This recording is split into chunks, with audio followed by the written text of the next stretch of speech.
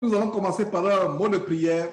Et comme vous le savez, quoi que ce soit que nous faisons en pensée ou en parole, nous faisons tout au nom de notre Seigneur et Sauveur Jésus-Christ. Donc, c'est une joie de commencer cette réunion. Nous allons partager la parole de Dieu. J'ai à cœur de partager avec vous le premier chapitre de Jacques. Et Jacques nous encourage à tenir ferme malgré les persécutions et pour des raisons d'ordre et de bienséance. Je vous conseille de bloquer le micro pour qu'il n'y ait pas des interférences, sauf si vous voulez prendre la parole. Donc, nous allons nous focaliser sur Jacques chapitre 1. Mais avant cela, je vais lever un mot de prière. Éternel Dieu, nous te rendons grâce. Nous te remercions pour ce jour que tu as rendu disponible. Oh Seigneur Dieu, ce n'est pas par notre propre force, par notre propre intelligence, par notre propre capacité que nous avons pu voir ce jour. Ce n'est pas par notre propre habilité que nous sommes en bonne santé. Mais si nous avons vu ce jour et nous sommes en bonne santé, c'est encore une preuve de ta grâce et de ta faveur à notre égard. Oh grand Dieu, merci infiniment pour cette réunion avec tes saints du Togo. Je te rends grâce pour tout ce que tu fais afin que l'évangile parvienne jusqu'aux extrémités de la terre. Seigneur, qui eût cru que les enfants qui sont aux deux extrémités peuvent se réunir? Ce n'est que toi qui rends possible ces choses. Seigneur Dieu, nous te rendons grâce pour la capacité que nous pouvons avoir de ta part de proclamer l'évangile jusqu'aux extrémités de la terre. Seigneur Dieu, nous te remettons cette réunion. Merci. Au nom de Jésus-Christ, nous avons prié. Amen. Tournons la Bible en Jacques chapitre 1, le chapitre que nous allons voir. Et c'est un encouragement, parce que le but de cette réunion, c'est de nous encourager. Et nous allons partager Jacques chapitre 1. À partir du verset 1, qu'est-ce que nous voyons? Jacques chapitre 1. J'espère que vous y êtes. Jacques chapitre 1. Le temps d'attendre les uns les autres. Voilà. Donc, je peux commencer. Jacques chapitre 1, verset 1, c'est le seul chapitre que nous allons voir aujourd'hui. Jacques, serviteur de Dieu et du Seigneur Jésus-Christ, aux 12 tribus qui sont dans la dispersion, salut. Le verset 2 poursuit en disant, mes frères, regardez comme un sujet de joie complète les diverses épreuves auxquelles vous pouvez être exposés. Regardez comme quoi? Comme une joie partielle, comme une joie à 50%, comme une joie à 99%. Non. Regardez comme une joie complète, les diverses épreuves auxquelles vous pouvez être exposés. Voilà un verset, comme je l'ai toujours dit, qui défie la logique humaine. La logique des hommes sur terre, c'est que on est dans une joie complète quand tout va bien, au boulot, à la maison, dans sa vie, dans sa famille, dans ses rapports avec son époux, son épouse, dans ses rapports avec les enfants. Tout va bien. On a tout ce qu'on veut. Voilà la logique humaine. Mais la logique de Dieu est différente. Dieu dit, regardez comme un sujet de joie. La joie, c'est une qualité de l'esprit. Et si vous voyez les fruits de l'esprit qui sont énumérés en Galates chapitre 5 n'y allez pas. En Galates chapitre 5, verset 19, j'ouvre une parenthèse. À partir du verset 19, on montre les œuvres de la chair, mais à l'opposé des œuvres de la chair, Galates chapitre 5, verset 22 nous montre les fruits de l'esprit. Les fruits de l'esprit, l'amour, la joie, la paix, la patience, la bonté, la bénignité, la fidélité, la douceur, la tempérance, etc. Alors, la joie, c'est une qualité de l'esprit. Notre joie n'est pas fonction de ce que tout va bien. Notre joie n'est pas fonction de ce que tout marche. Même dans la souffrance extrême, on peut expérimenter la joie. Ça, c'est le message que j'ai pour vous aujourd'hui, sur la base de Jacques chapitre 1er au verset 2. Regardez comme un sujet de joie parfaite, parfaite, complète, complètement complète. Les diverses épreuves. On peut avoir diverses épreuves. L'épreuve d'une épouse inconvertie qui nous afflige, l'épreuve d'un époux inconverti qui nous afflige, l'épreuve venant des enfants inconvertis qui nous affligent, les épreuves au niveau du boulot, les épreuves au niveau de sa propre famille, parce qu'on a décidé de marcher ferme dans la foi. Cela doit produire la joie. Pourquoi Dieu nous avertit? Dieu nous avertit parce que beaucoup se refroidissent quand il manque de joie. Il y a une chose qui gagne beaucoup de chrétiens, de plus en plus, c'est la dépression, l'anxiété, les soucis. Nous devons avoir nos yeux fixés sur Dieu, quel que soit ce que nous traversons. Voilà ce que nous devons développer. Peu importe ce que nous traversons, peu importe ce à quoi nous sommes exposés, nous devons constamment être joyeux. Être joyeux. D'ailleurs, c'est ce que la parole de Dieu recommande dans 1 Thessaloniciens, chapitre 5. 1 Thessaloniciens, chapitre 5, au verset 16, il a dit, soyez toujours joyeux. Soyez toujours. Il a dit, soyez de temps en temps. Soyez joyeux quand tout va bien. Soyez joyeux quand on a eu un diplôme, quand on a seulement eu un travail ou une augmentation de salaire, quand on a eu une bonne récolte, quand les enfants font bien l'école, c'est ça. Il a dit, soyez toujours joyeux, quelles que soient les situations. Et c'est un caractère que nous devons développer, bien aimés frères et sœurs. Voilà le message. Soyez toujours joyeux. La parole de Dieu nous recommande d'être joyeux. Ah, une interférence. Il y a une interférence. Donc, voilà. Bloquez vos micros, s'il vous plaît. Bloquez vos micros pour éviter les interférences. OK, je pense que c'est mieux maintenant. C'est mieux maintenant. OK. Je comprends que des fois c'est involontaire, mais efforçons-nous. Voilà. Donc, soyez toujours joyeux. La joie, c'est une qualité spirituelle que nous devons développer. La vieille nature de l'homme, la vieille nature pécheresse est telle que notre joie est fonction de ce que tout va bien, que tout marche. Même dans la maladie la plus extrême, imaginez-vous que nous sommes affligés par une maladie. Nous sommes affligés par une attaque de l'ennemi, de Satan. Même au milieu de l'affliction, nous devons continuer à expérimenter la joie. C'est la volonté de Dieu que nous manifestions cette joie, comme on vient de lire en 1 Thessaloniciens chapitre 5, verset 16. Soyez toujours comment? Joyeux. Donc, regardons comme un sujet de joie complète les diverses épreuves. Mon frère, ma soeur, ne te décourage pas dans ta marche. Ne t'afflige pas parce que tu es persécuté, parce que rien ne marche. Dieu nous avertit que ceux qui veulent vivre pieusement en Christ seront persécutés. Les persécutions peuvent prendre diverses formes.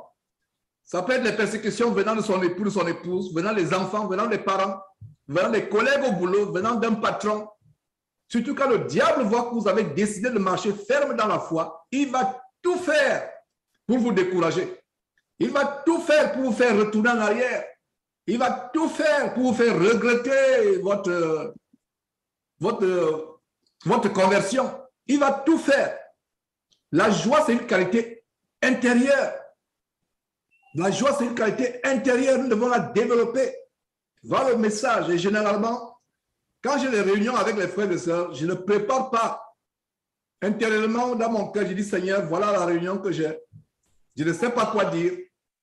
Certainement, ces gens qui vont assister à ces réunions ont des problèmes, ont des difficultés que je ne sais pas.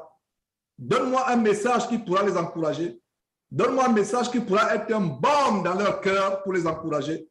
Et voilà comment le message arrive.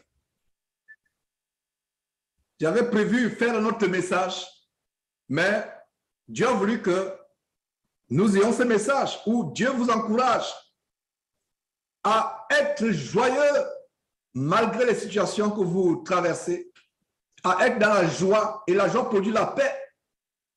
La plupart des maladies sont produites par le manque de paix.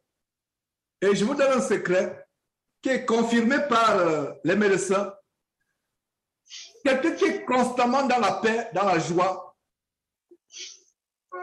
développe une immunité de telle manière que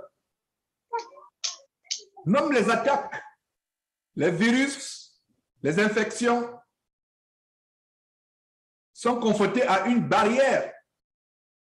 La Bible nous dit de garder notre cœur plus que toute autre chose, car c'est de notre cœur que viennent les sources de la vie. Ça signifie quoi? Notre cœur est ce par quoi nous pouvons donner la vie, apporter la vie. La vie de l'âme est dans le sang. Le cœur, figurativement parlant, c'est la partie la plus profonde de notre intelligence. Même le cœur, au sens propre, ce muscle qui régularise ou qui régule la circulation sanguine à travers notre corps, ce cœur est tellement important, que ce soit au sens propre, que ce soit au sens figuré. Et au sens figuré, le cœur, c'est vraiment la partie la plus profonde de notre intelligence. Quand vous dites, par exemple, que vous aimez Dieu de tout votre cœur, ça veut dire qu'il n'y a aucune autre chose qui remplace Dieu dans votre cœur. C'est pour ça que quand on dit qu'on aime Dieu de tout son cœur, ce n'est pas une parole à la légère. Bien des fois, on dit qu'on aime Dieu de tout son cœur, mais dès que vient une petite persécution, une petite tribulation, on se décourage. Alors, ce message, c'est un message d'encouragement. Donc, mes frères, regardez comme un sujet de joie. Point, c'est ça? Non. Comme un sujet de joie complète. Rien, absolument rien, ne doit perturber la joie que nous avons dans notre cœur. Rien ne doit perturber la paix que nous avons. Peu importe, que ce soit les ennemis de l'évangile, que ce soit les faux frères, les fausses sœurs, que ce soit venant de sa propre famille, peu importe l'origine des persécutions et des tribulations, que ce soit l'origine des épreuves, nous devons regarder comme un sujet de joie complète. Voilà ce que la parole de Dieu recommande. Prenez ce message à cœur. Prenez ce message à cœur. Ne permettez à rien de vous ébranler. Rendons grâce à Dieu pour toutes choses. Quand le malheur arrive, nous rendons grâce à Dieu. Le bonheur arrive, nous rendons grâce à Dieu. Dans la persécution, dans la souffrance, même dans le manque, même dans la misère, même dans la pauvreté, peu importe la situation qu'on traverse, rendons grâce à Dieu. Notre vie sur terre est passagère. Notre vraie vie est à venir, la vie éternelle. Dieu nous a réservé quelque chose de grand au ciel. Si vous comprenez que notre vie est à venir et que nous allons vivre éternellement dans le paradis de Dieu, dans le royaume de Dieu, rien sur cette terre ne peut vous ébranler. J'espère que nous comprenons très bien la profondeur du commandement de Dieu. Regardez comme un sujet de joie complète les diverses épreuves. Et Dieu lui-même sait les épreuves qu'on peut avoir dans la vie. Dieu lui-même, il sait les épreuves. Mais qu'est-ce que Dieu te dit? Passe le temps à pleurnicher. Passe le temps à te plaindre. Passe le temps à murmurer. Non. Regardez comme un sujet de joie parfaite, complète, totalement complet. Des épreuves arrivent Dieu te dit, regarde ça comme un sujet pour toi d'être joyeux. Regarde ça comme un sujet de rendre grâce à Dieu, de chanter les cantiques. C'est ça. Comme un sujet de joie complète. Les diverses épreuves auxquelles vous êtes exposés. Regardez ce que Dieu dit de l'épreuve au verset 3. Sachant que l'épreuve de votre foi produit la patience. L'épreuve de quoi? De votre foi. Le diable veut tout faire pour tuer notre foi, pour nous faire perdre la foi. Et une manière de perdre la foi, c'est d'amener les problèmes à vous abattre, les difficultés à vous faire perdre votre paix, votre joie, vous faire perdre votre sommeil, votre appétit. Quels que soient les problèmes que vous traversez, soyez en paix, soyez dans la joie, rendez continuellement grâce à Dieu. C'est un très grand secret. Je vous assure, il y a un enseignement que j'avais donné il y a quelques années. Tellement de chaînes ont été, nos chaînes ont été frappées, fermées. Je ne sais pas si cet enseignement existe quelque part, si quelqu'un peut nous retrouver cet enseignement, à savoir le sacrifice de louange. C'est-à-dire que nous louons Dieu, nous lui chantons les cantiques au milieu même de la douleur, au milieu de la peine. Peu importe ce que nous traversons. Voilà ce que nous devons développer. Regardons comment Dieu de joie complète les diverses épreuves auxquelles vous pouvez être exposés. Sachant que l'épreuve de votre foi produit quoi? La patience. L'épreuve de votre foi, notre foi a été éprouvée. Bien de fois, Dieu peut mettre devant nous des épreuves pour éprouver notre foi. Et ceux qui nous ont précédés dans la foi, que ce soit les patriarches dans l'Ancien Testament, que ce soit les chrétiens du 1er siècle, ils étaient éprouvés et face aux épreuves, on pouvait voir la foi qu'ils avaient. Et je recommande souvent aux frères d'aller lire et relire le chapitre que j'intitule le chapitre de la foi, qui est Hébreux chapitre 11, le chapitre de la foi. Vous allez voir comment certains ont manifesté la foi au point où ils ne voulaient même pas que Dieu les délivre de ce qui traversait sur terre, parce qu'ils attendaient quelque chose de meilleur au-delà de cette terre. Verset 4. Mais il faut que la patience accomplisse parfaitement son œuvre, afin que vous soyez parfaits et accomplis sans faillir en rien. Ma prière, vous qui suivez ce ministère, les enseignements derrière ce ministère Jésus-Christ TV, ma prière, c'est que vous soyez parfaits comme Dieu voudrait que nous soyons parfaits. Que nous soyons tous, moi y compris, parfaits avant de quitter cette terre. Malgré nos défaillances, malgré nos faiblesses, que nous devenons parfaits. Et une manière, frères et sœurs, pour être parfaits, je vous donne le secret. Vous voulez être parfait ou parfaite aux yeux de Dieu. Faites ceci. Lisez abondamment la parole et mettez-la en pratique. Il y aura des moments où vous allez chuter. Il y aura des moments où vous allez vous refroidir, vous allez peut-être trébucher. Mais en s'exerçant à mettre la parole de Dieu en pratique, en faisant de cela un exercice, ça va développer l'amour non seulement pour Dieu, mais aussi la crainte de Dieu. Et à la réunion que j'avais avec les frères de Rome Pierre, la vidéo d'ailleurs a été postée, réunion improvisée à la suite du décès d'une bien-aimée sœur qui est décédée dans des conditions déplorables, emportée par une mauvaise compagnie dans l'église et emportée aussi par la désobéissance à son conducteur. Je parlais de cette nouvelle vidéo que nous sommes en train de poster sur la lecture biblique, c'est-à-dire les vidéos où la Bible est lue, en même temps que la Bible est lue, le texte de la Bible défile. Et je recommandais aux frères de distribuer cela. Donc, si vous êtes au courant de ces vidéos, vous savez de quoi je parle, ou si vous ne savez pas, il s'agit des vidéos sur YouTube, de la Bible qui défile et qui est lue. Et il y a d'ailleurs un frère qui a témoigné que même sur le chemin du travail, il a ses écouteurs, il suit la Bible, il n'y a plus d'excuses. Lisez abondamment la parole de Dieu. Donc, téléchargez ces vidéos, gardez-les pour qu'elles ne disparaissent pas si YouTube nous frappe encore. Téléchargez ces vidéos d'enseignement, je vais dire des vidéos. Il n'y a pas une excuse aujourd'hui.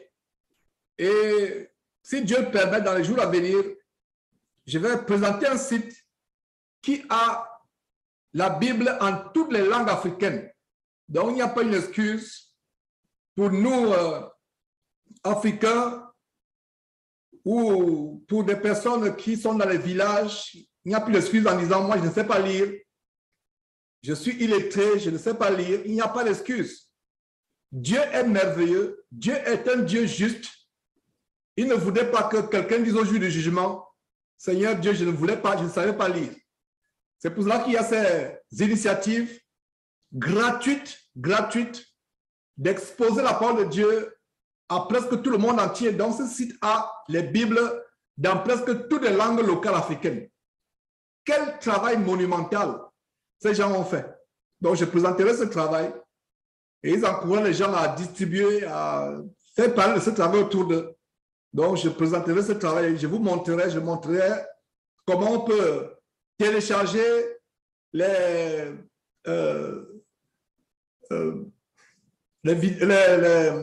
Bibles en langue locale. Donc, en dehors de cela, je reviens encore sur ces vidéos que nous postons ces derniers temps sur la Bible qui est lue. De manière que vous pouvez être chez vous avec les enfants, au lieu qu'ils s'occupent des futilités, ils ont au moins la Bible qu'ils peuvent lire et écouter en même temps. Voilà. Donc, c'est une parenthèse. Et tout ça, c'est pour que nous devenions parfaits. Devenir parfait, ce n'est pas du jour au lendemain, on va devenir parfait. Nous sommes nés avec la nature pécheresse. Nous sommes nés dans le péché. Et étant nés dans le péché, ça prend du temps pour renouveler notre intelligence. Comme le Saint-Esprit nous dit par l'intermédiaire de l'apôtre Paul en Romains chapitre 12, verset 2. Soyez transformés par le renouvellement de votre intelligence. Et l'intelligence se renouvelle au fur et à mesure où on plonge sa tête dans la parole de Dieu. Aujourd'hui, les gens préfèrent plonger la tête dans les nouvelles. Comme on dit les news. Les gens préfèrent plonger la tête dans les journaux. S'il n'a pas lu son journal, il n'est pas tranquille. S'il n'a pas suivi le journal télé, il n'est pas tranquille. Il faut qu'il suive les journaux. Et ça devient une idolâtrie, y compris nous les chrétiens. Nous ne devons pas recevoir nos informations du monde. Je le disais aux enfants dernièrement, c'est ce que je vous dis maintenant. Ce n'est pas mauvais de suivre les informations, ce qui arrive dans le monde de temps en temps, ce n'est pas mauvais. Si vous le faites, ce n'est pas un péché. Mais être addict aux informations, excusez-moi, être addict aux news, à la télévision, où on ne peut plus se passer les informations, on ne peut plus, on va sur Internet, on va sur YouTube chercher les informations. Qu'est-ce qui s'est passé dans tel pays? Qu'est-ce qui s'est passé dans telle province du Togo? Qu'est-ce qui s'est passé? Qu'est-ce qu'on a dit? Qu'est-ce qui se passe dans tel pays? Qu'est-ce qui se passe? Généralement, nos informations viennent du Saint-Esprit et d'abord de la parole de Dieu.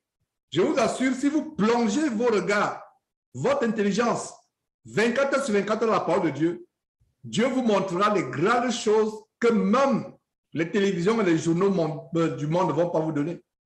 Dieu vous révélera les choses. Dieu vous montrera même les signes des temps. Qu'est-ce qui va arriver? Dieu peut le montrer. Donc, il y a cette idolâtrie qui consiste à prendre les journalistes comme notre source d'information. Je ne sais pas pourquoi il le dit, peut-être ça ne vous concerne pas vous qui êtes réunis aujourd'hui, mais ça pourra concerner quelqu'un qui regardera cette vidéo parce que cet enseignement, ce n'est pas seulement pour nous qui sommes réunis, c'est pour tout le monde. Si du moins, par la grâce de Dieu, on arrive à les publier. Alors, comment devenir parfait, je répète? Plongez vos regards 24 heures sur 24 heures dans la parole de Dieu. C'est inadmissible pour un chrétien de passer une journée sans lire sa parole de Dieu. sans lire sa Bible, plutôt, je devrais préciser, parce que quand il dit parole de Dieu, ceux qui ne savent pas que la parole de Dieu, c'est la Bible, parce que la parole de Dieu, c'est la Bible. La Bible est la parole de Dieu et la volonté de Dieu révélée aux hommes. Donc, c'est inadmissible pour un chrétien de passer une journée sans écouter la Bible, sans la lire. C'est inadmissible. Nous devons l'écouter, nous devons la lire jour après jour. Voilà comment nous devenons parfaits. Voilà comment nous transformons notre intelligence. Voilà comment nous renouvelons notre intelligence. Donc, continuons au verset 5. Si quelqu'un d'entre vous manque de sagesse, qu'il aille à l'université. C'est ce que vous lisez. Si vous lisez cela, c'est que vous n'avez pas une bonne Bible. Si quelqu'un manque de sagesse, qu'il aille préparer le concours pour la fonction publique. C'est ça? Non. Si quelqu'un manque de sagesse, qu'il demande à qui? À Dieu. À Dieu. Qu'il demande à Dieu. J'ai toujours partagé avec vous ce témoignage d'un jeune que j'ai connu ici à Houston, un jeune Africain camerounais qui avait donné ce témoignage jusqu'à 10 ou 11 ans ou même 12 ans. Il ne savait pas lire. On avait perdu espoir. Mais il avait grandi dans une famille chrétienne, ayant un père engagé dans la parole de Dieu. Et il a donné son témoignage. Il s'est surpris en train de lire par miracle. Il s'est surpris. Il a pris la Bible. À un moment, il était complexé qu'il ne pouvait pas lire la Bible, mais il s'est surpris en train de lire couramment sans que personne ne lui apprenne à lire. Ça peut paraître un miracle, mais laissez-moi vous dire que je prends cet exemple pour vous montrer que rien n'est impossible à Dieu. C'est Dieu qui donne la sagesse. La sagesse, ce n'est pas les grands diplômes. Je ne dis pas par là qu'avoir les grands diplômes, c'est mauvais. Ça peut peut-être être un piège pour ceux qui ne sont pas humbles, comme ça a failli être un piège pour moi par le passé, les grands diplômes, parce qu'on est enflé d'orgueil, on pense qu'on est quelque chose, on pense qu'on est intelligent, alors qu'on est plutôt sot. On est insensé. Avoir les grands diplômes, là, l'école n'est pas mauvais. Mais sachez que la sagesse ne s'octroie pas avec les diplômes. La sagesse ne s'octroie pas avec les grandes études. Ce n'est pas mauvais de faire les études. Ce n'est pas mauvais, surtout les jeunes gens qui m'écoutent. Si vous voulez faire les études, allez-y. J'encourage mes enfants, par exemple, à être meilleurs dans ce qu'ils font. Et tout parent doit encourager les enfants à être... tout parent doit encourager ses enfants à être travailleurs, pas paresseux, dans tout ce qu'ils entreprennent, à être diligents, à chercher à être bons dans ce qu'ils font, mais en gardant une chose à cœur, l'humilité, l'humilité, l'humilité. Autant de patriarches au temps biblique, dans l'Antiquité, il fallait faire l'agriculture, l'élevage pour pouvoir avoir son gagne-pain ou être un artisan. Mais dans notre époque, ça peut toujours se faire, mais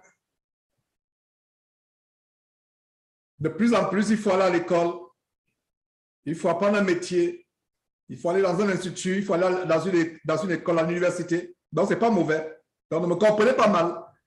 Ce que je suis en train de dire, c'est que malgré le fait qu'on parle à l'école, avoir des diplômes, même des grands diplômes, cela ne donne pas la sagesse. À un moment de ma vie, j'étais arrivé avec mes diplômes au point où je pensais être intelligent. Mais à un moment, je me suis rendu compte que ces diplômes m'éloignaient de la vraie sagesse. Vous voulez la sagesse? La voici. La voilà entre mes mains. Entre vos mains, c'est la Bible. La vraie sagesse. Alors, si quelqu'un manque de sagesse, qu'il fasse quoi? Qu'il la demande à Dieu. Regardez le jeune Joseph, vendu en Égypte, comme esclave. Il arrive à âgé d'environ 17 ans en Égypte. Il est vendu comme un esclave. venant d'une tribu que les Égyptiens méprisaient, un jeune hébreu, et les Égyptiens, qui à l'époque étaient une civilisation entre guillemets sophistiquée, avaient du dédain, avaient du mépris pour les bergers. Les bergers étaient l'abomination aux Égyptiens. Ils avaient du mépris, du dédain. Pour les Égyptiens sophistiqués, il y a une civilisation entre guillemets sophistiquée, ils avaient du mépris pour les Égyptiens, les Hébreux, et surtout les Hébreux bergers. Donc voilà comment un jeune berger gardait le troupeau, inculte selon les Égyptiens, qui ne connaissait rien. C'est lui qui, par la sagesse de Dieu, va sauver toute l'Égypte de la famine et même toute la terre. Même Pharaon, tellement puissant, la puissance de ce monde, de la terre, a reconnu que Joseph avait en lui un esprit de Dieu, l'esprit de Dieu. Selon les propres paroles de Pharaon, il a reconnu qu'il avait une sagesse, que seul l'esprit de Dieu pouvait donner une sagesse. Quand il a interprété les deux songes que Pharaon a eu la même nuit, et il a dit à Pharaon ce qu'il fallait faire. Même ceux qui ont fait des grandes études d'économie, des grandes études de management, de gestion, ne pouvaient pas voir la sagesse aussi simple de Joseph. Joseph a reconnu cela. Et l'Égypte à l'époque, c'était comme on dirait aujourd'hui les États-Unis, avec les grandes académies comme MIT, Berkeley, Harvard. Et c'est un Joseph méprisable aux yeux des hommes, quelqu'un qui ne pouvait dégager que du mépris aux yeux des Égyptiens. C'est lui qui est élevé pour être le numéro 2, sinon pour ne pas dire le numéro 1 de l'Égypte. Qu'est-ce que cette histoire nous enseigne? Cette histoire nous enseigne que mon frère, ma soeur, la plus grande chose que tu dois désirer sur cette terre, la sagesse de Dieu. Alors l'école, ce n'est pas mauvais. Alors l'école, c'est bien. Avoir les diplômes, c'est bien. Mais la sagesse de Dieu, c'est ce qui est plus important et c'est ce qui est mieux. J'espère que vous comprenez. Donc, verset 5 à nouveau. Si quelqu'un d'entre vous manque la sagesse, qu'il la demande à Dieu. Demandez à Dieu. Quelle est la dernière fois que nous avons fait des prières en disant, Seigneur Dieu, donne-moi la sagesse. Seigneur Dieu, donne-moi la sagesse. Demander la sagesse à Dieu, c'est une bonne chose. Le discernement. Et le manque de sagesse se manifeste par quoi? Par le manque de discernement. Je reviens encore sur cette sœur qui est décédée, qui n'est même pas encore enterrée, que nous sommes en train de pleurer. Le manque de sagesse. Le manque de sagesse se manifeste par le manque de discernement. Parce que quand tu n'as pas la sagesse, tu ne peux pas discerner quand Dieu te parle. Tu ne peux pas discerner si la voie que tu suis mène à la mort ou mène à la vie. Tu manques de discernement. Donc, demandons à Dieu la sagesse. Et la sagesse se manifeste par quoi? Par le discernement. Si quelqu'un d'entre vous manque de sagesse, qu'il la demande à Dieu, qu'il donne à tout simplement et sans reproche. Et elle lui sera donnée. Mais qu'il la demande comment? En doutant? Non. Avec foi. Que soit la sagesse, que soit, peu importe ce que vous demandez à Dieu, un enfant, une grossesse pour une femme stérile, un boulot pour un chômeur, une chômeuse, la réussite à l'examen pour un universitaire ou pour un écolier. Peu importe ce qu'on demande à Dieu, nous devons demander comment? Avec foi, sans douter. Avec foi. Et Dieu garantit que si tu demandes la sagesse avec Dieu, avec foi à Dieu, tu demandes la sagesse à Dieu avec foi. Et peu importe ce que tu demandes, Dieu te garantit que quoi? Il te donnera ce que tu demandes. Disons encore ce verset 5. Si quelqu'un d'entre vous manque de sagesse, qu'il la demande à Dieu, qui donne à tous simplement et sans reproche, et elle lui sera donnée. Ça, c'est une promesse. Soulignez cette promesse et à partir d'aujourd'hui, commencez à prendre Dieu mot avec sa promesse. Et je dis souvent aux frères, la meilleure manière de prier, c'est de prier Dieu en lui rappelant sa parole. La prière véritable, c'est la parole sur les lèvres d'un croyant. C'est ça la prière. Et vous ne pouvez pas véritablement prier si vous ne lisez pas la Bible. C'est pour cela qu'il est primordial. Il est primordial, il est indispensable de lire abondamment la parole de Dieu. De telle manière, quand vous ouvrez la bouche devant Dieu avec foi, vos prières sont exaucées. Comment se fait-il que les prières de certains sont exaucées et celles des autres ne sont pas exaucées? Le secret à l'exaucement des prières, c'est de prier avec foi, premièrement, sans douter. Et il y a la ferme assurance que ce que Dieu vous a promis, il va vous le donner. Vous ne doutez même pas un seul instant. Et c'est ça qui produit la joie que nous avons vu au verset en haut. C'est ça qui produit la joie. Quand vous ingurgitez, vous mangez un verset biblique, vous le mettez dans votre cœur, vous le ruminez à longueur de journée, vous priez Dieu. Vous dites, Dieu, tu as dit que si je demande quelque chose, je l'aurai. Ça produit quoi? La joie quand tu attends. Tu peux attendre un mois, un an, même 10 ans, tout le temps que tu attends la chose, tu es dans la joie. Tu es dans la joie. La Bible nous montre comment Abraham n'a pas faibli dans la foi au sujet de la promesse d'avoir un héritier, malgré le fait qu'il était avancé en âge, malgré le fait que sa femme était stérile. Il n'a pas fléchi dans la foi, rendant grâce à Dieu, ayant la ferme assurance que ce que Dieu promet, il accomplit aussi. Nombre 23, 19 dit, Dieu n'est point un homme pour mentir, le fils d'un homme pour se repentir. Ce qu'il a dit, ne le fera-t-il pas? Ce qu'il a déclaré, ne l'exécutera-t-il pas? Donc, mon frère, ma soeur, sois fortifié par ces paroles. Si tu as manqué de foi par le passé, demande pardon à Dieu et retrouve ta foi. Le manque de foi est un grand péché aux yeux de Dieu. Les gens pensent seulement que les grands péchés, c'est le vol, le mensonge, l'adultère, la fraude. Ce sont les grands péchés. Mais il y a un autre grand péché qui est le manque de foi. Vous commencez à douter. Pourquoi certains chrétiens sont dépressifs? Ils sont obligés de prendre encore les comprimés pour dormir parce que la dépression a gagné a envahi leur vie. Pourquoi? Parce qu'il y a un manque de foi et un manque de paix. Quand tu as foi en Dieu, tu ne déprimes pas.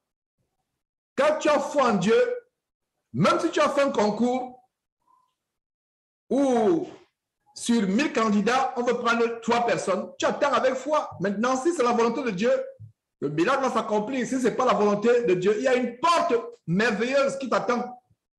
Ne te décourage pas. Tu fais une affaire qui n'aboutit pas. Rends grâce à Dieu.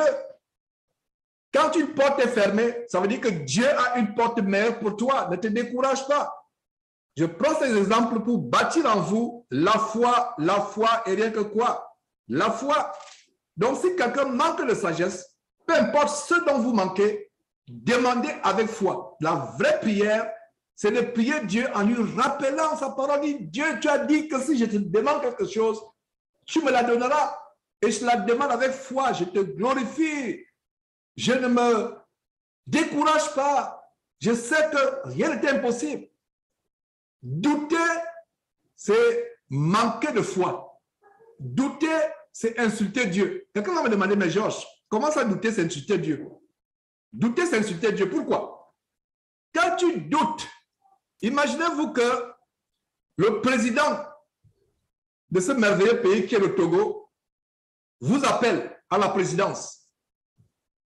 Il vous dit, le terrain du village, ou alors cette portion de terre que tu cherchais depuis longtemps, pour commencer par l'agriculture, le président du Togo te dit, il te donnera cela. À supposer que devant ses grands, ses ministres, ses conseillers, tu commences à douter, tu commences à dire, Monsieur le Président, est-ce que c'est vraiment sûr? Est-ce que vous avez vraiment le pouvoir de me le donner? Vous l'avez ridiculisé. Et ça, c'est un homme. Qu'en est-il de Dieu? Si vous mettez la parole du président de la République togolaise qui vous promet quelque chose, vous la mettez en doute et publiquement, c'est un crime de lèse-majesté.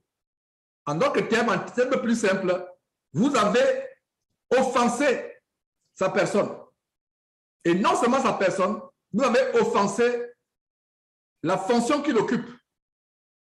Parce que quand un président sort un décret, il y a un cachet qui a posé à ce décret. Pourquoi il y a le cachet? Vous vous êtes toujours posé la question pourquoi il y a toujours le cachet sur le décret. Il y a un décret présidentiel, il y a le cachet. Même le maire de la localité, le sous-préfet, il prend un décret, il y a le cachet. Le cachet signifie que c'est accompli, attesté, indisputable. Personne ne peut refuter cela. Et rien ne pourra bloquer. Si nous pouvons croire à la décision d'une autorité en votre faveur où il y a un cachet, vous restez tranquille.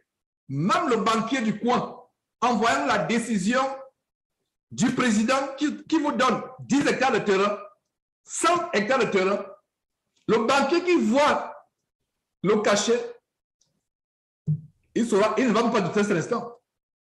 Un comptable qui voit ça ne va pas douter cet instant. Un avocat ou un notaire qui voit ça ne va pas douter cet instant. Pourquoi je passe l'exemple? Quand Dieu donne son cachet, sa parole, c'est le cachet de Dieu. La parole, la Bible que je tiens entre mes mains, c'est la parole de Dieu avec son cachet. Dieu a dit, il a accompli, son cachet est là. Dans ton cœur, tu commences à dire, est-ce que vraiment Dieu va faire cela? Est-ce que j'aurai un enfant, cet enfant que je cherche? Est-ce que mon enfant qui est malade va vraiment guérir? Est-ce que vraiment cette histoire-là, je vais... Est-ce que... De manque... Imagine, si vous pouvez offusquer un homme, comme j'ai pris l'exemple du chef de l'État du Togo, qu'en est-il de l'autorité suprême Dieu? C'est pour ça que le doute, mes frères et sœurs, est mauvais.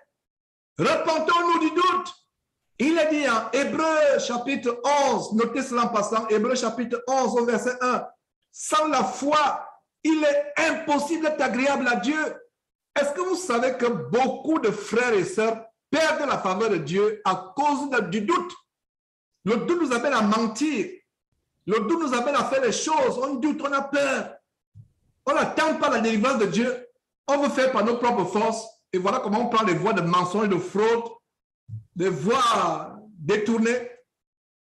Comme je disais à les parents, à l'époque, il y a des années, un de mes petits frères, je ne donne pas son nom, il m'en voudrait. Il m'appelle, il dit qu'il faut que la famille contribue pour payer la réussite au concours. Je me suis enflammé. Ils me connaissent. Ils ont regretté pourquoi ils m'ont dit cela. Il faut qu'on paye. Je leur ai d'abord dit que c'est la corruption. Vous ne pouvez pas payer, vous ne devez pas. Et vous m'appelez pour que je contribue pour aller connaître quelqu'un pour que le nom de mon petit frère sorte sur la liste des candidats. Ils me disent, toi tu es aux États-Unis, tu ne connais pas les réalités ici. J'ai dit, réalité, il y a la corruption. Qui peut me dire en langue togolaise comment on dit au Togo corruption? Qui peut me dire? La personne qui me dit lève la main, je vais débloquer. Qui peut me dire en langue togolaise comment on dit corruption? En anglais, c'est corruption. En français, c'est corruption. En langue togolaise, c'est quoi? En langue camerounaise, ça n'existe pas. Je leur ai dit que la corruption n'est pas dans les langues africaines. Voilà. Le frère dit non. La corruption, ça n'existe pas en langue africaine. Au Cameroun, ça n'existe pas corruption. Donc voilà comment j'ai fermé la bouche à ma famille pour dire que la corruption vient d'où? C'est aux États-Unis, corruption. En France, corruption. En Espagne, corruption. Je ne sais pas si j'ai bien parlé en espagnol ou je ne sais pas quoi. Donc voilà, mes frères et sœurs, ils me disent que non, toi tu ne connais pas les réalités d'ici, tu ne peux rien faire, tu ne peux pas t'en sortir, tu ne peux pas. Voilà comment nous les chrétiens nous réagissons. Pas commencer à réfléchir, tu vois, c'est difficile, c'est dur. C'est vraiment difficile. Tu ne peux pas faire les affaires ici parce que tu vois, il faut toujours soudoyer la douane. Si tu ne le fais pas, tu ne vas rien faire. J'ai dit non. J'ai dit non, non, non, non, non, ça ne se fera pas et ça ne s'est pas fait. Et finalement, si je me rappelle très bien, si mes souvenirs sont bons, sauf si je me trompe, ils sont entêtés, ils sont cassés la figure et finalement ils se sont rendus compte que j'avais raison. Voilà, la corruption. Pourquoi j'ai pris cet exemple en fait? C'est pour dire que attendons le temps de Dieu pour la délivrance. Attendons le temps de Dieu pour l'exaucement à la prière. Ne nous précipitons pas. Attendons le temps de Dieu. Attendons le temps de Dieu. Ça peut mettre le temps que ça peut mettre. En fait, même cette terre, même si tu attends jusqu'à la fin de tes jours, regardez Moïse, qui était destiné à être Pharaon, parce que la fille de Pharaon ne pouvait pas succéder à Pharaon. Donc, c'est Moïse en tant que le fils de la fille de Pharaon, le fils aîné de la fille de Pharaon. Les femmes à l'époque ne pouvaient pas devenir des pharaons. Donc, c'est Moïse qui était destiné à devenir pharaon sur toute l'Égypte. Moïse a craché sur la royauté en Égypte.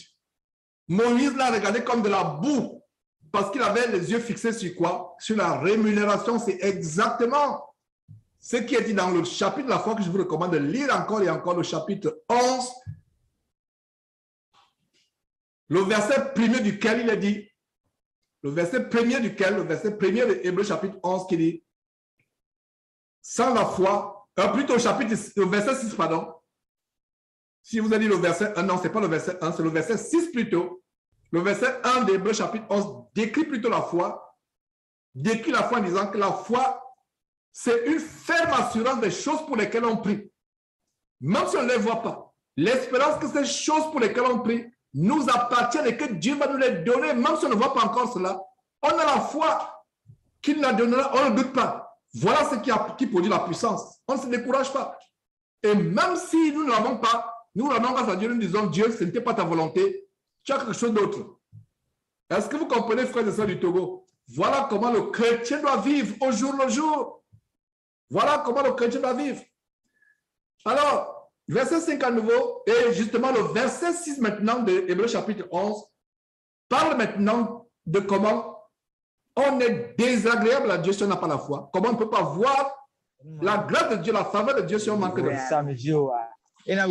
On manque de foi. Nous avons une interférence, ok. Alors, au verset 5, si quelqu'un d'entre vous manque de sagesse, qu'il la demande à Dieu, qui donne à tous simplement et sans reproche, et elle lui sera donnée. Verset 6, mais qu'il la demande avec foi, sans douter. Car celui qui doute est semblable au flot de la mer, agité par le vent et poussé de côté et d'autre. Qu'un tel homme ne s'imagine pas qu'il recevra quelque chose du Seigneur. Voilà Dieu qui dit que ne t'imagine pas que tu recevras quelque chose du Seigneur si tu doutes. Voilà ce qui produit le manque de joie. Vous voyez souvent certains chrétiens, il a le visage, comme on dit souvent aux États-Unis, gloomy, toujours dans la dépression, toujours dans l'abattement. Vous voyez, toujours dans le manque de... Et pourquoi les marabouts prospèrent à travers le monde, et surtout en Afrique? Pourquoi les marabouts prospèrent? Les marabouts prospèrent parce que les gens n'ont pas confiance en Dieu, ne croient pas en Dieu. Et pourquoi les faux pasteurs prospèrent? Les faux pasteurs prospèrent, pourquoi? Parce que les chrétiens, soi-disant, n'ont pas la foi. C'est pour ça qu'ils sont prêts à payer, donner l'argent pour avoir les faux miracles, donner l'argent pour avoir les fausses guérisons, donner l'argent pour avoir les faux exaucements aux prières. Voilà pourquoi les chrétiens ne prospèrent pas. Nous, chrétiens véritables, apprenons à mettre notre foi, notre confiance en Dieu sans douter. Parce que si vous doutez, ne vous trompez pas, Dieu ne va pas vous exaucer. Et le doute, la peur, l'inquiétude, le manque de foi étant quelque chose de grave, repentons de notre manque de foi. Quelle est la dernière fois où on s'est repenti? Quelle est la dernière fois où on a dit, Seigneur Dieu, je te demande pardon parce que j'ai manqué de foi? Commençons à nous repentir par rapport à ça. Verset 5, un tel homme ne s'imagine pas qu'il recevra quelque chose du Seigneur. C'est un homme irrésolu, inconstant dans toutes ses voies. Verset 3, plutôt verset 9, que le frère de condition humble se glorifie de son élévation.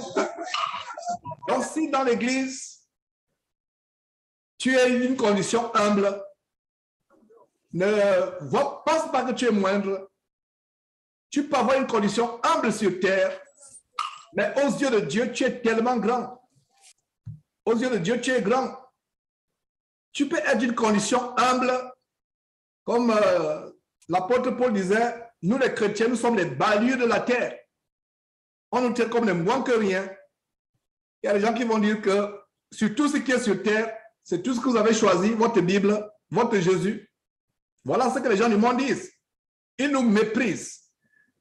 Ils pensent que nous sommes des balayeurs de la terre. Il y a des fois, quand je vais quelque part, je commence à parler de Dieu, tu peux sentir le dédain, le mépris. Et maintenant, quand les gens découvrent que j'ai telle fonction, j'ai tel diplôme, maintenant, c'est là où ils sont émerveillés. Et c'est ça qui est merveilleux. Les gens du monde sont émerveillés quand tu leur dis que je suis ceci, je suis cela. Mais quand tu viens avec la Bible, tu commences à dire, repends-toi à Jésus, t'aimes, ils sont prêts à cracher. Et c'est ça le monde. Pour qu'on te respecte, on va te poser qu'est-ce que tu fais dans la vie. Tu es allé dans quelle université? Et c'est là où le monde va commencer à s'intéresser. Et si tu commences à prêcher la parole de Dieu, on pense que tu es un débile. Ça ne va pas dans la tête.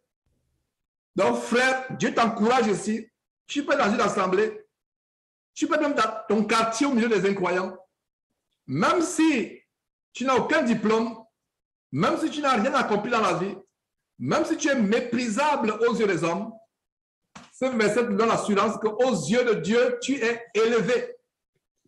Je vous assure, l'homme le plus riche de la terre, même le président, l'homme le plus riche, les présidents de la terre, les hommes riches et autres, sans Dieu, ils ne te dépassent pas.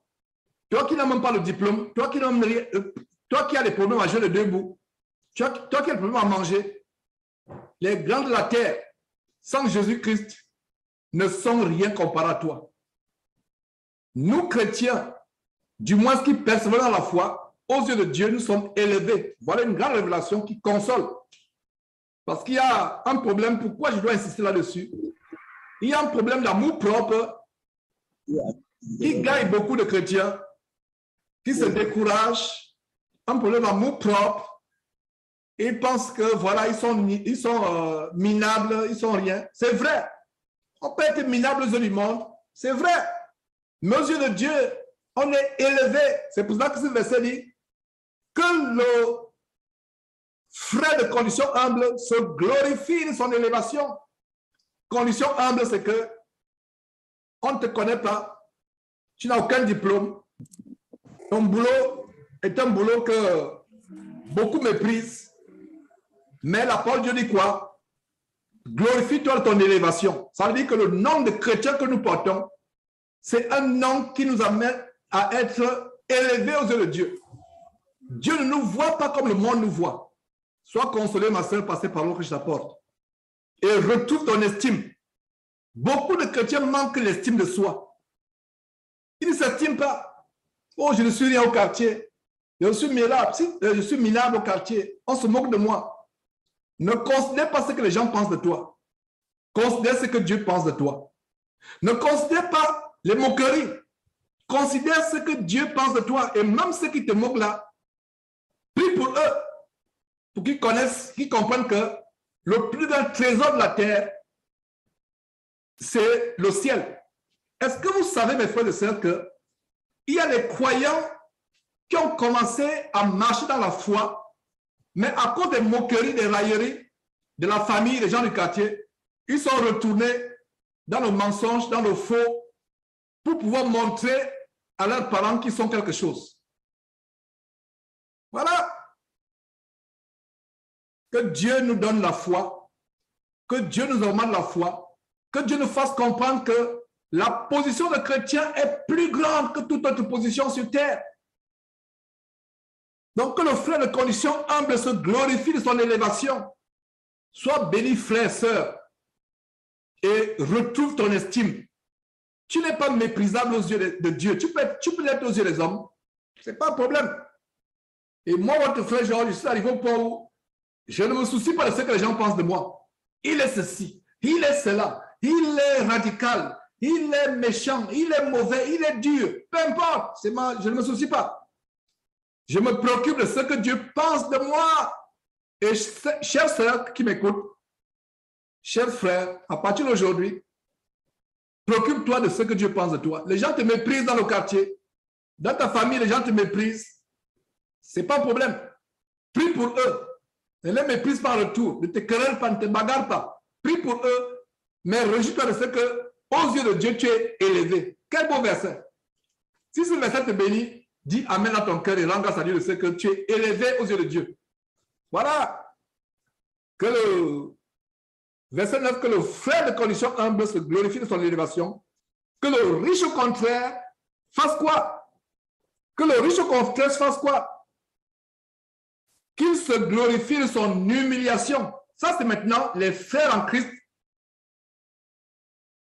qui sont riches ou qui pensent qu'ils sont riches.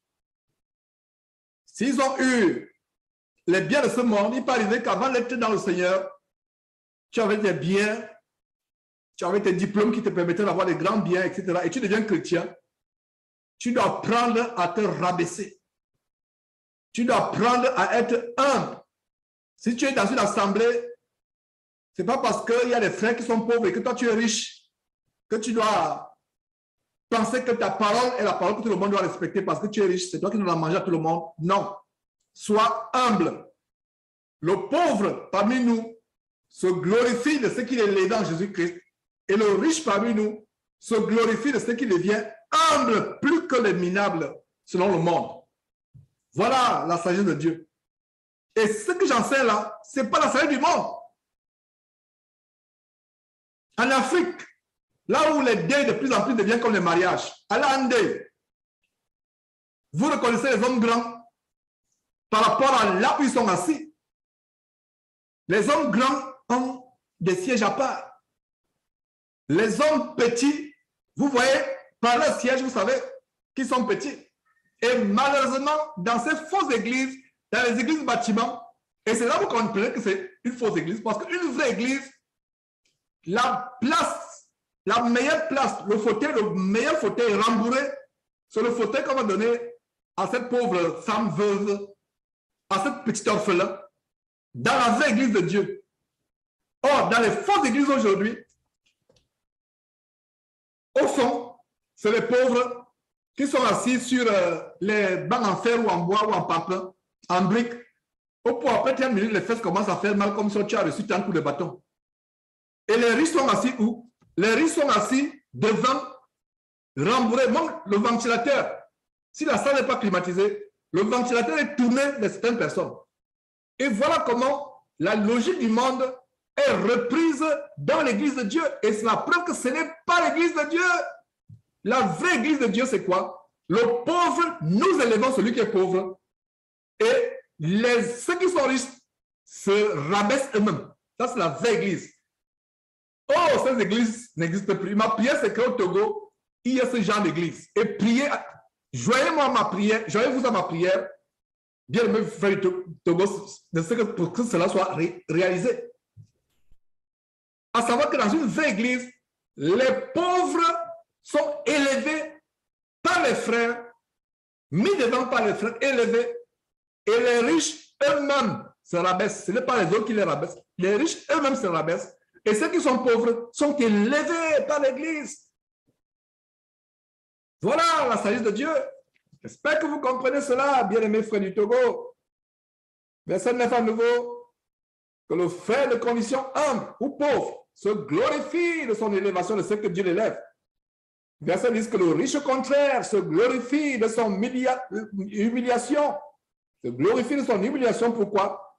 Car il passera comme la fleur de l'herbe. Verset 11, le soleil s'est levé avec sa chaleur ardente. Il a desséché l'herbe, sa fleur est tombée et la beauté de son aspect a disparu.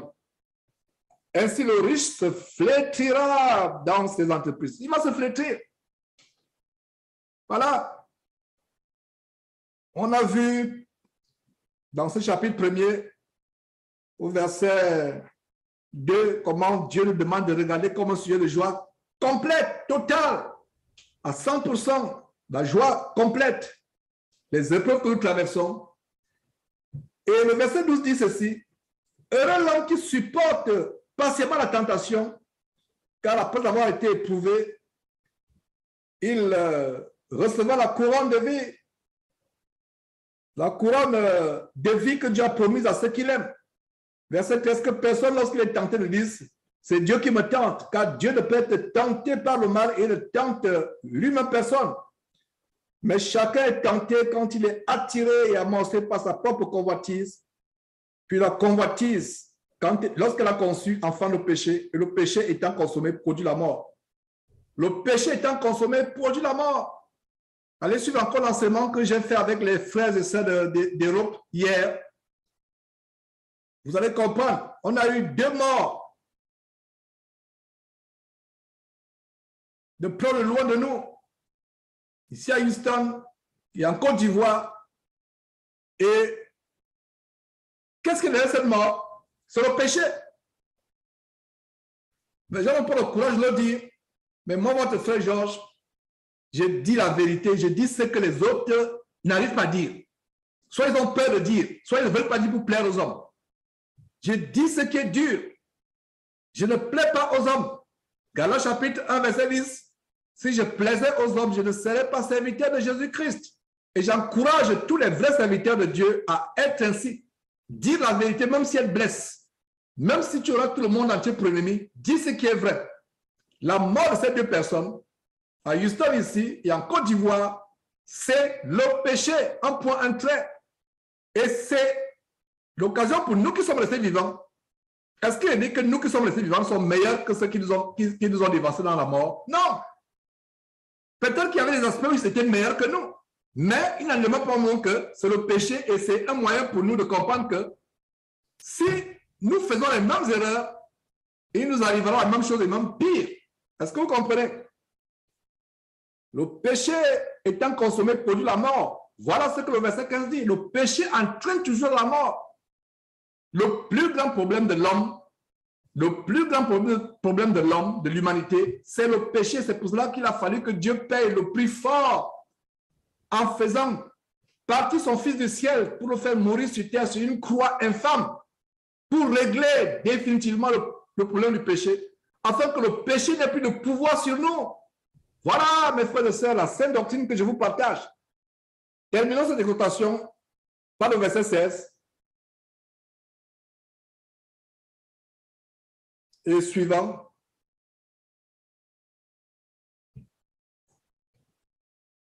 Verset 15. 16, pardon, ne vous trompez pas. Mes frères bien-aimés, toute grâce excellente et tout don parfait descend d'en haut, du Père de lumière chez lequel il n'y a ni changement ni ordre de variation. La grâce, vous voulez la grâce? Elle vient de Dieu. Il nous a engendrés selon sa volonté par la parole de vérité. Verset 18 à nouveau, il nous a engendrés selon sa volonté par la parole de vérité, afin que nous soyons en quelque sorte les prémices de ces créatures. Sachez-le, mes frères bien-aimés, ainsi que tout homme soit prompt à écouter, lent à parler, lent à se mettre en colère, car la colère de l'homme n'accomplit pas la justice de Dieu. Verset 21, c'est pourquoi, rejetant toute souillure et tout excès de malice, la malice, voilà l'une des raisons pour laquelle notre sœur Mesmine est décédée. Allez suivre l'enseignement d'hier. La malice, la duplicité. Beaucoup de malice dans le corps de Christ aujourd'hui. Beaucoup de malice, de ruse, de duplicité, de cachotterie, de ruse. C'est pourquoi, rejetant toute souillure et tout excès de malice, recevez avec comment? Avec douceur. Et je pense que c'est ce que vous êtes en train de faire maintenant. Mes paroles peuvent être dures, mais recevez-les avec douceur. Parce que c'est la parole de vie, la parole qui peut sauver votre âme, comme ce verset conclut en disant, recevez avec douceur la parole qui a été plantée en vous et qui peut sauver vos âmes. Le frère Modeste, justement à la réunion d'hier, frère Modeste du Cameroun, qui participe à cette réunion depuis le Cameroun par Zoom, disait ceci: il y a des médicaments qui sont amers. Regarde la livaquine. La livaquine est amère, n'est-ce pas? La chloroquine ou la quinine même. C'est amer, l'écorce d'arbre de l'arbre de laquelle est issue la livaquine. L'écorce est amère. Regardez un peu le ndolé au Cameroun, avec lequel on se lave le ventre. C'est amer, mais ça sauve de la mort, ça sauve de la maladie. L'excès de sucre entraîne le diabète, n'est-ce pas? L'excès de sucre évangélique entraîne le diabète spirituel. Voilà la révélation. Les gens n'aiment pas ce qui est amer. Ah, ces paroles sont dures. Ah, non, aimez l'évangile bonbon vous fait gonfler le corps, gonfler le ventre et vous attrapez à force de sucer ces bonbons évangéliques afin de manger, ingurgiter à longueur de journée ces sucreries évangéliques. Vous attrapez le diabète spirituel. Frère, acceptez l'amertume, la mériter, je vais dire plutôt la mériter. Plus exactement, la mériter la parole de Dieu. Il y a des produits pour nettoyer les reins, nettoyer le foie, nettoyer le corps. La plupart des produits pharmaceutiques qu'on vous recommande, ils ne sont pas agréables. Je me rappelle quand on était enfant, on donnait les sirops contre la fièvre ou le paludisme. Quand le papa vous appelle de venir vous aligner, il faut voir le visage. Parce que vous savez que quand vous allez boire, et le papa sait que, de même que, enfin, toute la mère que peut être ce produit, le papa sait que ça va vous soulager. Et ça nous soulageait. C'est la même chose aujourd'hui. Les chrétiens aiment ce qui est sucré. Ah, tu feras ceci. Amen. Tu vas faire cela. Amen. Ta vie sera une vie de bénédiction. Amen. Il voit tout dans ta vie. Il ne voit pas le péché. Il voit comment tu auras un grand fonds de commerce. Il voit comment tu auras des affaires, tu auras des avions. Mais il ne voit pas comment tu couches avec toutes les filles du quartier. Il ne voit pas comment tu passes le temps à être ivrogne dans les bars. Il ne voit pas comment tu fais la fraude. Mais il voit seulement les bonnes choses. Et toi, si tu dis Amen, aucun changement, la vie ne change pas. Nous devons recevoir la parole avec douceur. Elle peut être dure dans notre bouche et même dans nos entrailles, mais plus tard, quand on va digérer, ça pollue la mort. Je prends l'exemple de la Nivaquine ou du ndolé au Cameroun. C'est fait amer. Je me rappelle même qu'étant enfant, les mamans purgeaient les enfants avec ces feuilles et ça enlevait les vers. L'évangile peut paraître dur, mais ça va vous enlever les vers, spirituellement parlant, de votre intelligence. Spirituellement parlant. L'évangile peut être dur, amer, mais savourez-le, acceptez-le. Ça va vous éloigner, éviter du diabète spirituel. Chrétien, si vous aimez le sucre, l'évangile sucré, vous aurez le diabète spirituel. Et le diabète entraînant la mort. J'espère que vous avez compris. Mes frères et sœurs, c'est pourquoi, verset 21, rejetant toute souillure et tout excès de malice, rejetez avec douceur la parole qui a été plantée en vous et qui peut faire quoi? Sauver vos âmes. Beaucoup de chrétiens sont morts dans le péché. Et ils seront éternellement en enfer parce qu'ils ont rejeté cette parole. Dans toute sa dureté. Verset 22. Mettez la parole de Dieu en pratique. Et c'est ce que je vous recommandais au début de cet enseignement. Mettez la parole de Dieu en pratique et ne vous bornez pas à l'écouter. Ah, Georges a bien enseigné. Ah, l'enseignement là été. Ah, l'enseignement là. Non. Ce n'est pas ce qui me préoccupe, si j'ai bien enseigné ou pas. Non. Ce qui me préoccupe, est-ce que tu mets en application ce que tu as reçu comme enseignement? Tu viens l'écouter. Est-ce que tu mets en pratique? Est-ce que ta vie a changé? Demain, c'est lundi. Est-ce que tu vas commencer lundi avec de nouvelles résolutions? Après avoir écouté cette parole, en renonçant au mensonge, à la fraude, en renonçant aux choses impures que tu regardes sur Internet, sur YouTube, sur WhatsApp, en renonçant aux blagues, aux plaisanteries qui défilent à la longue journée sur Internet, sur WhatsApp. Est-ce que tu vas commencer une nouvelle journée? Est-ce que tu vas commencer une nouvelle semaine à partir de demain en étant soumise à ton mari, en lui obéissant en toutes choses? Est-ce que tu vas commencer une nouvelle journée demain en cessant de martyriser ton épouse, en cessant de la frapper ou de l'insulter ou de la tromper avec les copines à gauche, à droite, au travail ou au quartier? Est-ce que tu vas cesser? Voilà! Ne vous bornez pas à écouter la parole de Dieu. Mettez-la en pratique. Mettons-la en pratique. C'est ça qui est important. Ce n'est pas que la parole de Dieu entre une oreille, ça sort de l'autre. Aucun changement. Aucune évolution. Même nous les parents. Imaginez que vous avez un enfant, vous lui donnez la bonne nourriture, je ne sais pas quelle est la bonne nourriture du Togo, qu'on ne pas à côté de moi. Elle a été au Togo, je ne sais pas, 1 ou 2 fois. Elle connaît les plats togolais. Vous lui donnez la bonne nourriture du Togo, mais l'enfant ne grandit pas. Vous lui donnez la bonne nourriture, il est toujours là, maigre, maigre, maigre, maigre. Il ne grandit pas. Il est court, il ne grandit pas. Il atteint 5 ans, c'est comme si un enfant qui a 6 mois. Vous, parents, vous serez tristes, n'est-ce pas?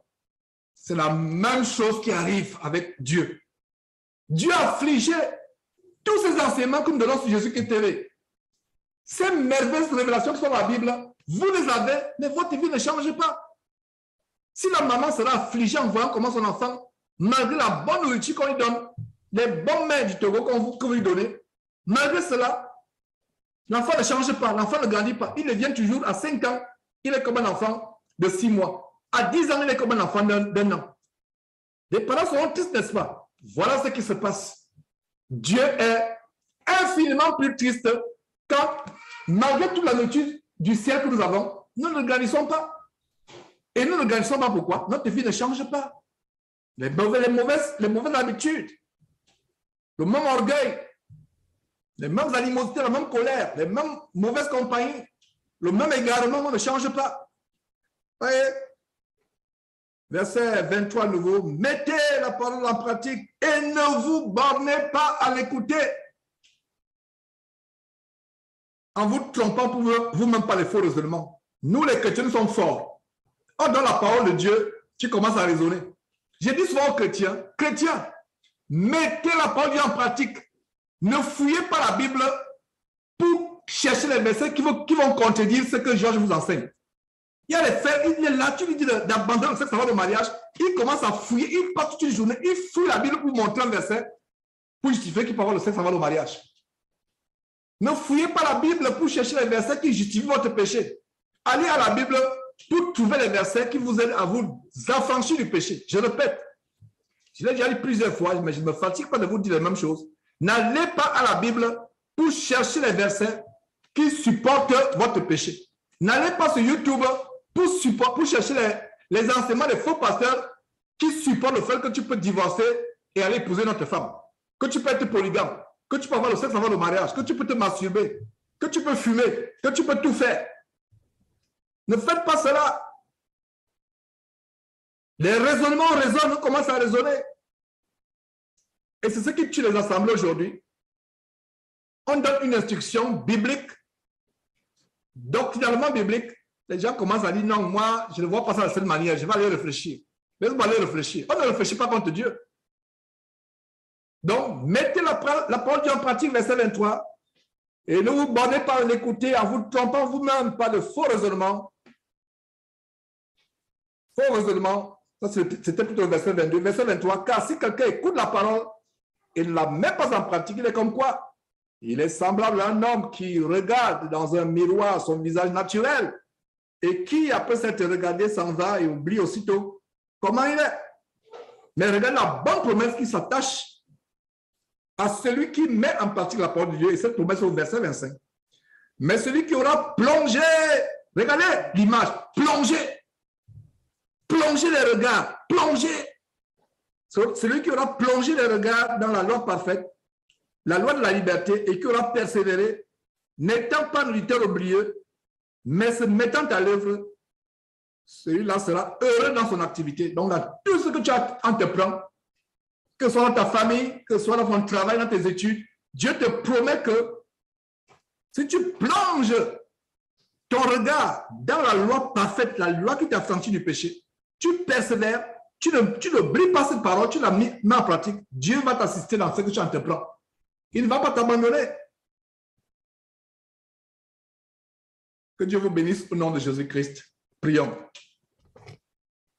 Éternel, c'est toi qui as voulu que nous partagions cet enseignement. Il peut être dur, Seigneur Dieu, mais donne-nous de la trouver douce. Donne-nous de la recevoir avec douceur. Donne-nous de recevoir, de savourer avec douceur, même ce qui est amer. Seigneur Dieu, éloigne-nous de l'évangile sucré. Éloigne-nous de tout ce qui plaît à nos oreilles, à notre chair. Donne-nous d'être libérés, délivrés du péché, Seigneur, et toutes sortes de convoitises. Seigneur, merci pour ces enfants, les enfants en Jésus-Christ qui ont suivi cet enseignement, Seigneur Dieu. Merci pour tous ceux qui pourront le suivre par ta grâce plus tard. Seigneur, donne-nous d'être transformés, d'arriver à la perfection dont tu nous parles dans ce chapitre 1 de Jacques. C'est au nom de Jésus-Christ que nous avons prié. Amen.